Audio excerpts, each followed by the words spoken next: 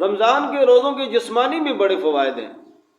حدیث پاک میں فرمایا گیا صوموا تصحوا، روزہ رکھو صحت یاب ہو جاؤ گے۔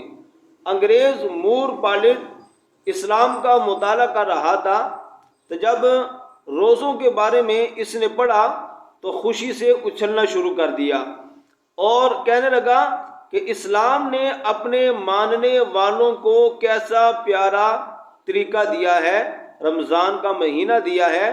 اس کے معدے پر ورم تھا، بہت ساری میڈیسن استعمال کرنے کے باوجود بھی اسے صحت نہیں مل رہی تھی۔ اس نے 30 دن اس طرح گزارے کہ صبح کھاتا اور شام کو کھاتا، پورا دن جو ہے وہ روزے کی حالت میں رہتا۔ تو جب 30 دن کے بعد اس نے اپنا ٹیسٹ کروایا تو دیکھا کہ اس کے معدے کا ورم جو ہے وہ ختم ہو چکا تھا۔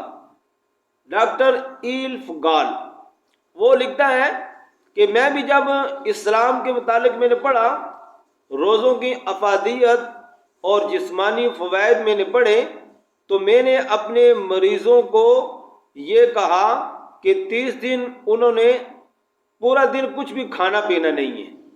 تو 30 دنوں کے بعد جب اس نے مریضوں کا چیک اپ کیا تو جو ہارٹ پیشنٹ تھے اور بلڈ پریشر کے جو مریض تھے، شوگر کے مریض تھے، معدے کے جو مریض تھے، 30 دنوں بعد جب اس نے دیکھا تو تمام کو فائدہ ہوا تھا۔